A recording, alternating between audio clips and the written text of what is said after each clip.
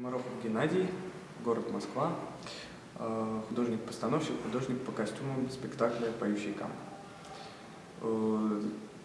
Уже второй раз в этом театре ставим спектакль. Первый спектакль был «Ромео и Джульетта» весной, и сейчас «Поющие камни», значит, осенью.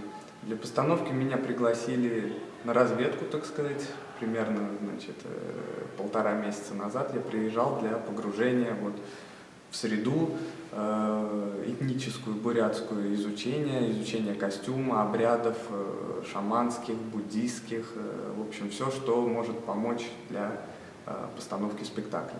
Вот. Это безумно интересно, это какой-то особый мир, и для меня, конечно, как и для любого художника, это первоначально, это очень важно, и здесь просто масса работы для фантазии, для своего развития и для воплощения каких-то своих мыслей.